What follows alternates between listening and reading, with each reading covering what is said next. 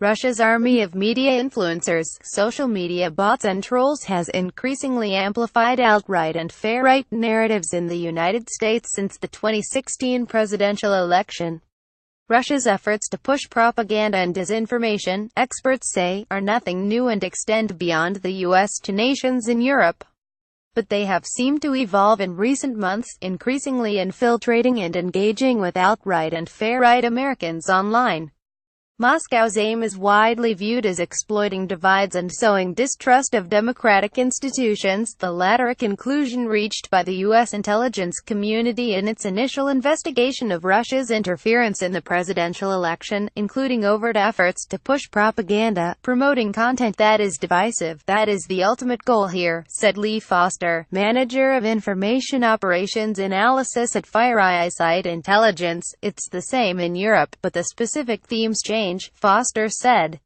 There, one of the most prominent themes is migration and the refugee crisis. In some cases, it is pro-Russia personalities, trolls or automated accounts magnifying right-wing messages.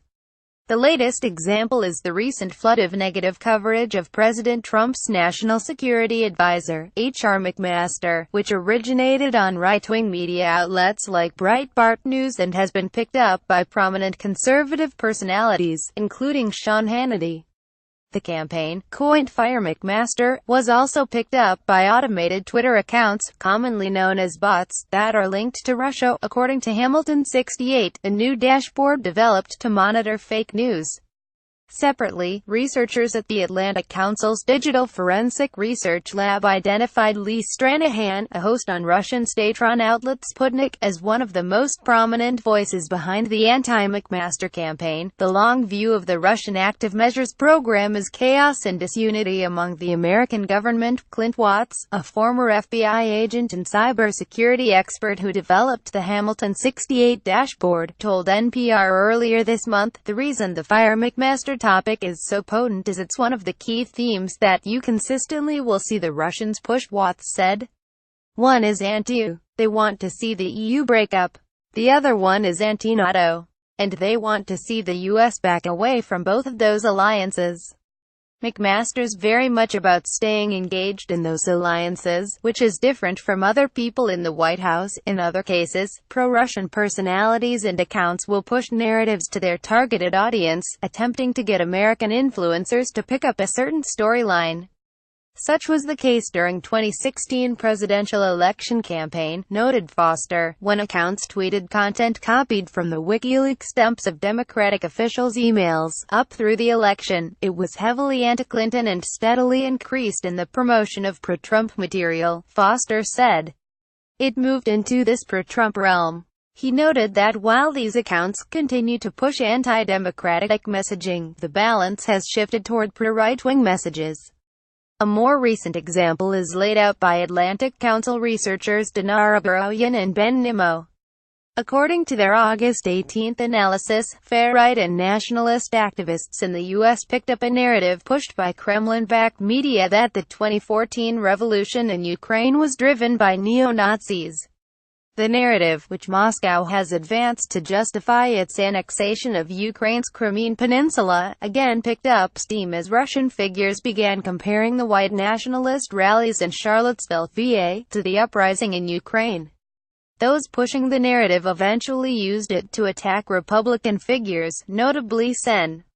John McCain Bush biographer. Trump has moved the goalpost for civilized society. White House to pressure McConnell on Obamacare. Trump needs to state difference between bigots and those fighting hate more. Rares, accusing him of hypocrisy for denouncing white supremacist protesters in Charlottesville but supporting Ukrainian protesters. It's this kind of unholy alliance between the Kremlin-funded media and the alt-right activists and influencers, Baroyan said in an interview.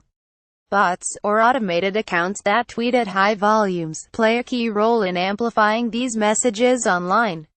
While some researchers maintain that it is impossible to say for certain in which countries these accounts originate, others say that specific characteristics, such as the times they tweet or the narratives they push, can lead them to reasonably conclude that they originate in Russia, or elsewhere.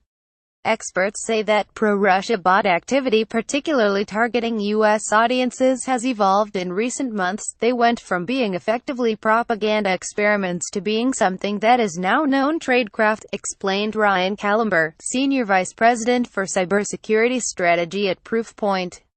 You look at the numbers and you definitely see trends toward greater organization in terms of the messaging. Some have observed bot activity in general intensify. We see that they've been more prevalent in a variety of scenarios, not only political discourse and elections but also really in a variety of nefarious or malicious applications, said Emilio Ferrara, an assistant research professor at the University of California's Computer Science Department.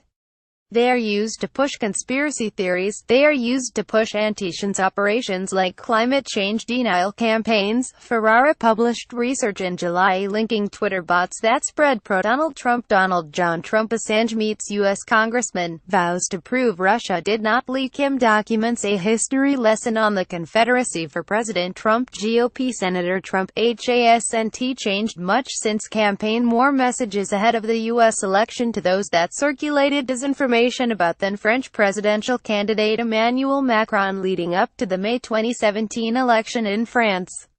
Ferrara did not attribute the bot activity to Russia. Moscow is widely believed to have spread disinformation about Macron, in an effort to prop up far-right candidate Marine Le Pen, leader of France's National Front. Macron also witnessed his campaign emails hacked and leaked days before the election, though the hack has not been definitively traced to Russia.